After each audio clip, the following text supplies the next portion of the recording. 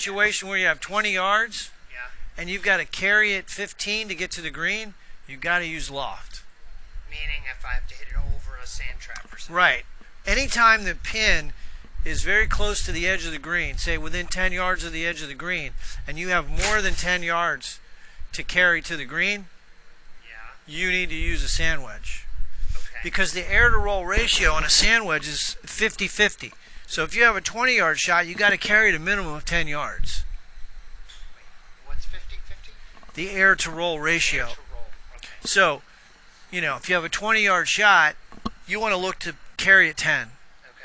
If you have a 30-yard shot, you want to carry it 15. Okay. If you have an 8-iron and you're chipping, which I don't know if you use an 8-iron, it's 1/3, 2/3. 1/3 air, 2/3 roll. So if you have 18 yards, you carry it 6 and let it roll 12.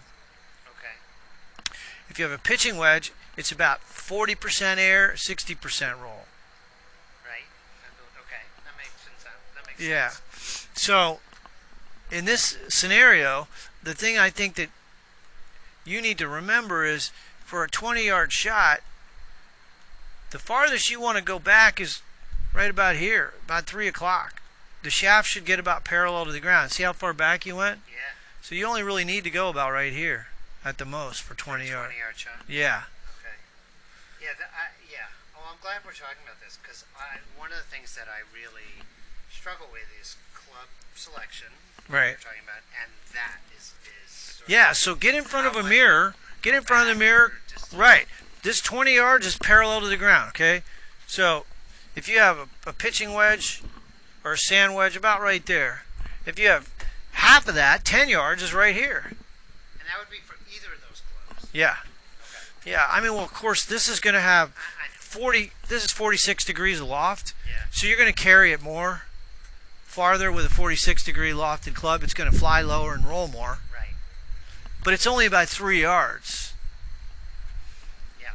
Okay. All right, So So if you have 10 yards, think of 20 is just that. right. 10 yards. 10 yards is right here. 20. All right. Let me just write it out. Okay. So this is 20. This is 10. 10's right there.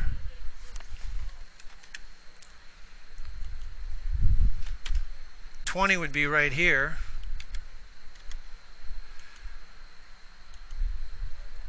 $35's right about here.